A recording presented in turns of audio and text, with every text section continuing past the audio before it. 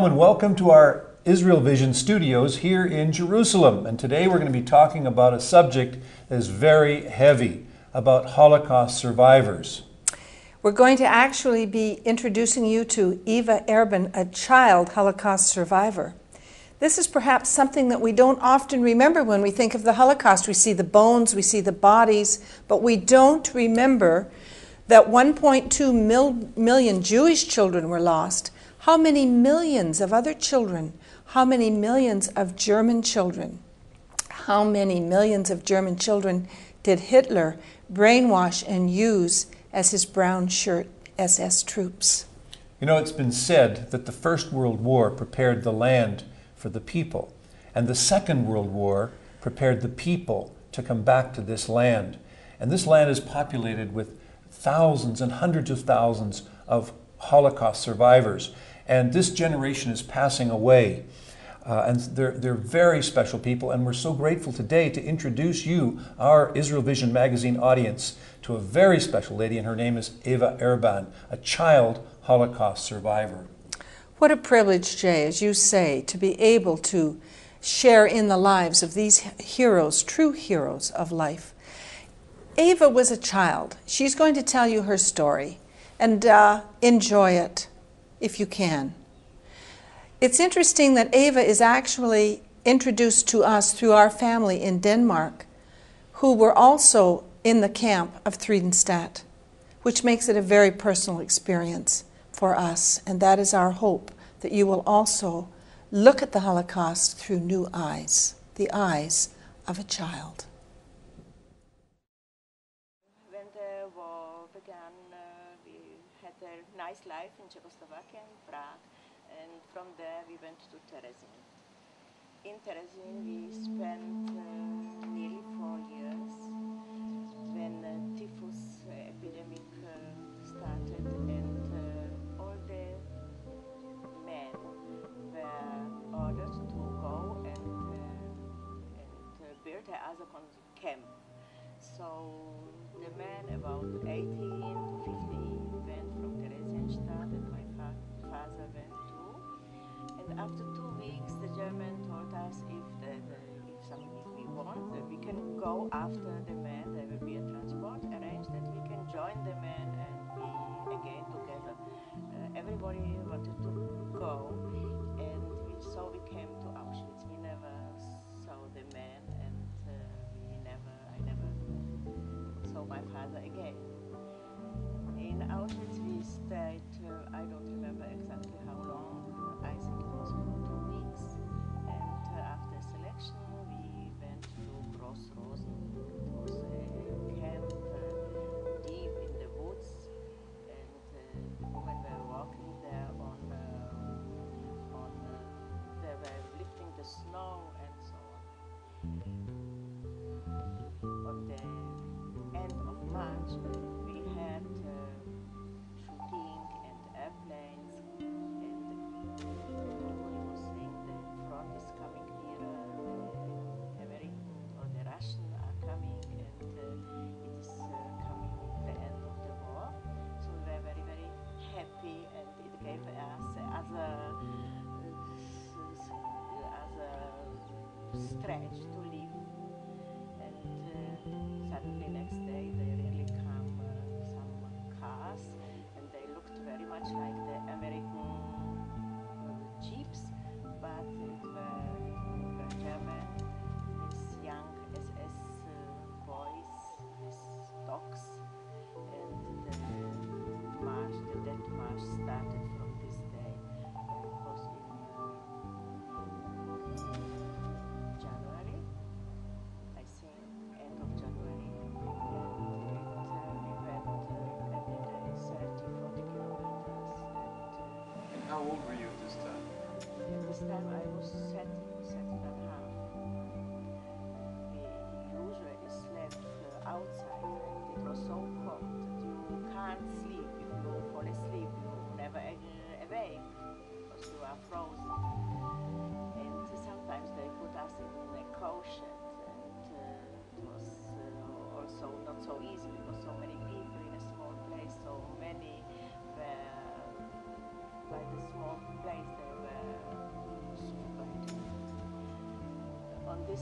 much my mother died.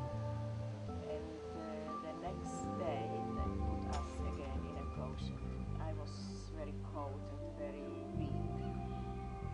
And I looked for a place where I could sit down, and I have seen in a caution a cow which was standing in a corner, and nobody went there, so I just took myself and settled myself between her legs and fall asleep. And when I awake, I was alone.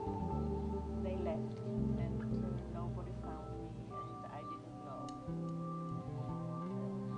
I went out from the caution. It was a farm in the middle of nowhere. There were railways, and I thought that I will go next to the railway. It will bring me to some place. But when it brought me to some houses, I was afraid to knock on the door because I looked terrible, without hair, nearly half naked, the terrible schmutt is what I had on.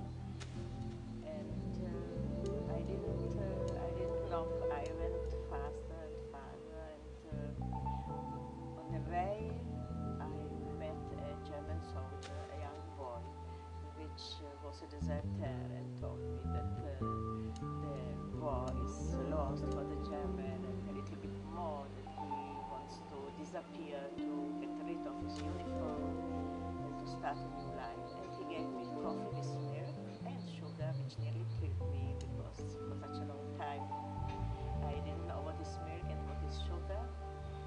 And suddenly I met two Czech boys, and I heard them speaking Czech, and I was so happy to hear again Czech language.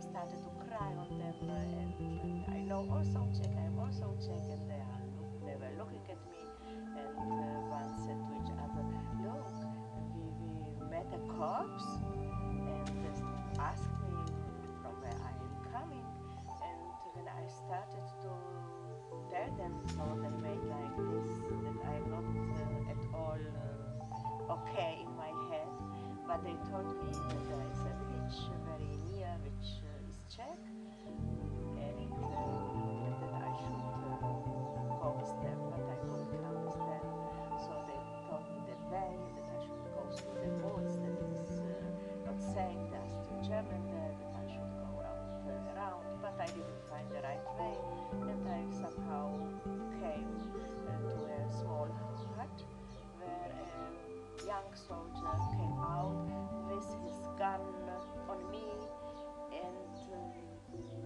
I had a click. Where are you? Where are you going? And I didn't even have time to answer, so other soldier came out from the same hut and took his hand and said, let her go. It's a waste of a bullet to shoot her. She will perish alone. Don't you see how she looks? And they left me. And I was really afraid that they may change their mind. And I ran how I could to a small stream which was flowing down, and I have seen already on the second side there is a village. But I couldn't cross the stream because it was April and the snow was melting and the stream was cooking, and my legs were very, very thin. So I tried with a stick and I managed to come over it, but at the other end I already don't know anything anymore. There was a woman making laundry, and she has seen me and ran home to bring her husband, and they took me to their house. And all these things I know after they told it to me, because I don't remember anything of this woman. They took away my clothes, which was full with lice, and were very much afraid that I will die, because I was already really not here. And they were afraid to call a doctor, because the German were still in the village, and the doctor, which was Czech, but he loved also the German, and they were afraid he could tell them. So they called a midwife, and she came and said, "Don't give her anything to eat. Her heart is strong. She will overcome. But at the moment she's very, very ill, very weak." And she came back with every day she came with milk from a woman which has a baby. So I was fed with mother milk few days, and I think it really saved me. And this family had their house near to the German quarters, and they were afraid to have me there because the Germans were passing and going through, and they sold everything. So the brother of this woman in the house, which was on the other end of the village, he came with his horse and his cart full of hay, where he hired me inside, and through the whole village, under the noses of the German, he went with me to his house, which was on the other end near the woods, and there I stayed. They had in the kitchen such a place where they could put out a few wooden sticks, I don't know how to call it, and underneath there was such a hiding where they put me, and by day when they went away, they left me there, and in the evening I could come out. I was without hair, and I was very much, everybody would see immediately that from where I came. They asked me who I am and what's my name, and I was afraid to say that I'm Jewish because I was afraid they will send me away. So I took the identity of my girlfriend in the school, which I know her father was a doctor and he was a communist, and the German took him. So everything what I knew about her, I told on myself. And they believed me. They're wonderful, nice people, really such a Christians, which are, real human beings. After the war, when I decided that I was looking for my father, because I was sure that he overcome and he will come back. So I told them, and they told me, "What do you think? That we would send you away? We love you." But I stayed a long time with them until my aunt found me, and I went with her.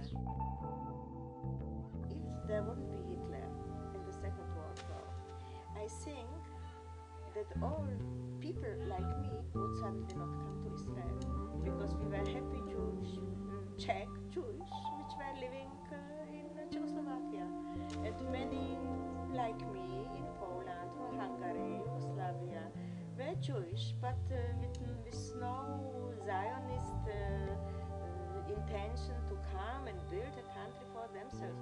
We had very good life where we have been. We loved President Masaryk. We loved the Czech way of living, and I think Israel would never come to be.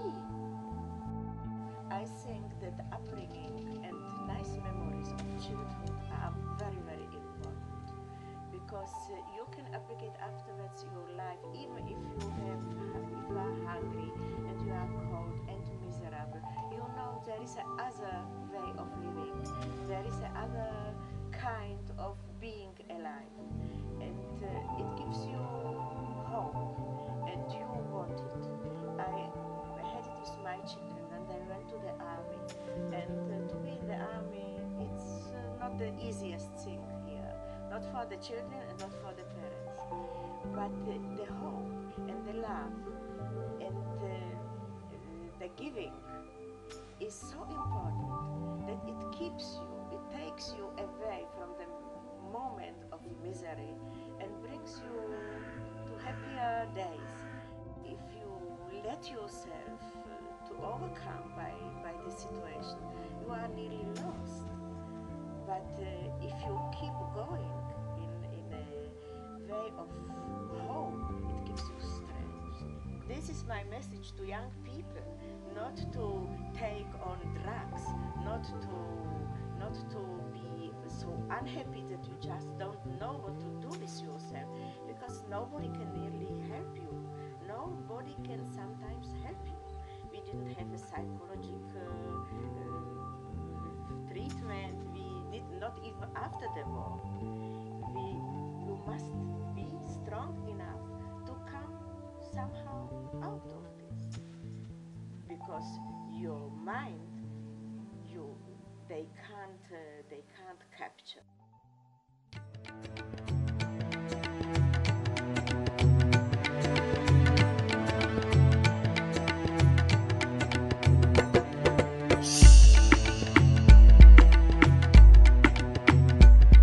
In today's Fact and Fantasy, we want to continue in the theme of this program and go back and look at God's faithfulness to Israel over the centuries.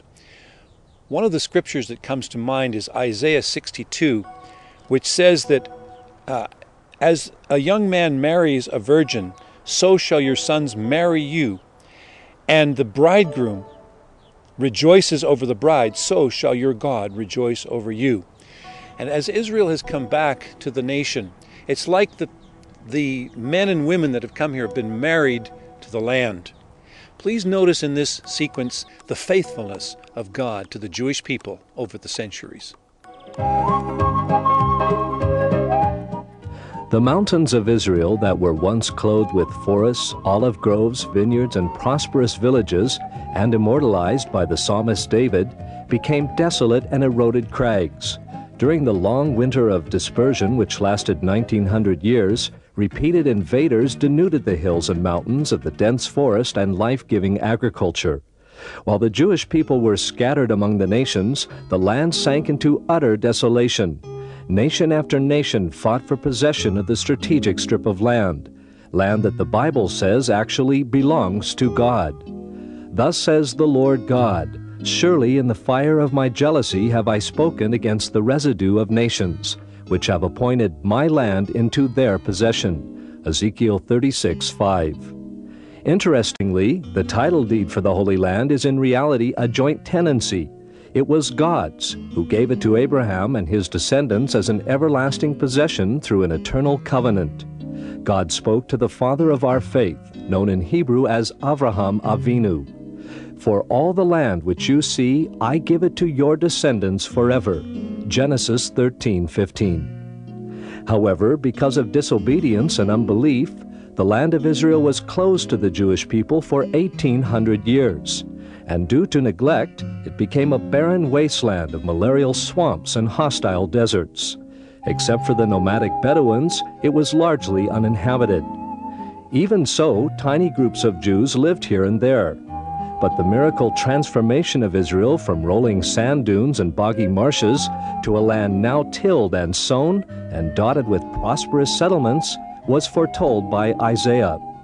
For you shall no longer be termed forsaken, nor shall your land be termed desolate, but you shall be called, my delight is in her, and Beulah, or married. For as a young man marries a virgin, so shall your sons marry you.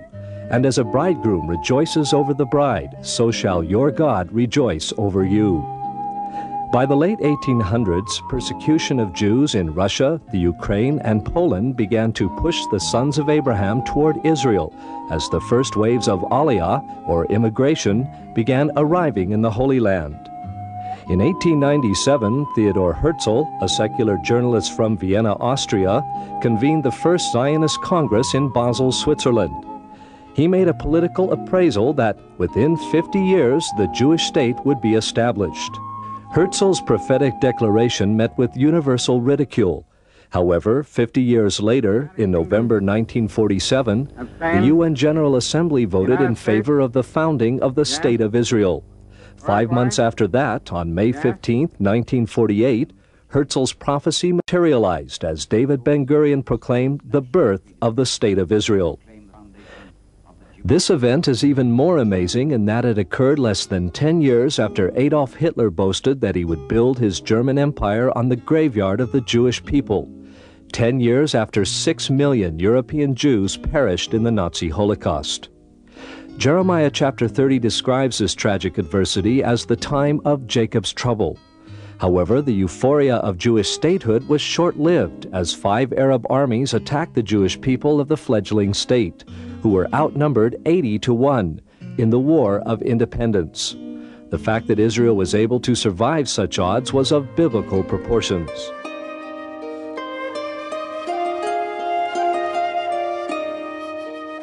Welcome to the Still Small Voice.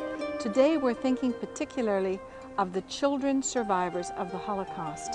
And I'm going to read a quote from my book, Fishers and Hunters, that was found scribbled on the wall of the Jewish ghetto in Cologne, Germany, before the population was taken away. Here someone wrote, "I believe in the sun even when it is not shining. I believe in love even when not feeling it. I believe in God when He is silent." What a testimony, friends. Something else I want to read. Perhaps you didn't know that as many of the practicing Jewish people were taken into the gas chambers, they sang a song. And the song in Hebrew begins, Ani ma'amin, Ani ma'amin. I'm going to read you the words in English. This they sang as they went to their deaths. I believe with perfect faith in the coming of the Messiah. And though He tarry, yet will I wait for Him until that day that He will come. I believe with perfect faith that He came for those 6 million whose lives were snuffed out. I want to challenge Christians listening to me today to have faith that is perfect, that they too will wait for Him, that they will not despair as the darkness seems to be covering the earth and violence filling the nations. Economic strife, terrorism, all the things that every single one of us are facing today. Let's take courage. Let's be those with perfect faith who will wait for the coming of the Messiah. In Hebrew, the word soul and breath are almost the same word. And God gives us the breath of life. We can hear the breath of God moving through the trees today. The wind reminds us of the Spirit of God. Let's move with His Spirit in bringing hope and succor to all of those around us, no matter where we are. And let us look to the Jewish neighbors that we have with kindness and with respect. And let us pray for them also to be strengthened and succored in these days when anti-Semitism is rife. If you would like to be in touch with me, I would love to hear from you. Write to me, His Still Small Voice, IsraelVision.com. It's such a privilege to be able to meet people like Yes. Eva in Israel. I mean, the country is full of heroines like this. And here she continues on teaching young people that this tragedy must never happen again. The thing that impresses me about Eva is that there's no bitterness in her heart. It's a miracle when you think of what she has gone through. That's true. And her life is given to serving others now. And she has a wonderful family, and she's taught them this character quality of being a blessing to others. And I'm so glad that we could share her with you today. Now, this year, we're going to have a very special tour to Israel. It's our 36th anniversary memorial tour, as it were, of our coming to Israel. And we're going to be gathering here from November the 1st to the 9th. We'd love to hear from you. Also, contact us on our website, IsraelVision.com. We have a very rich library of historical material concerning the Holocaust. Also, stay with us, same time next week, for our program that will follow on the history of the Holocaust from beginning to end, filmed in the Holocaust Museum right here in Jerusalem.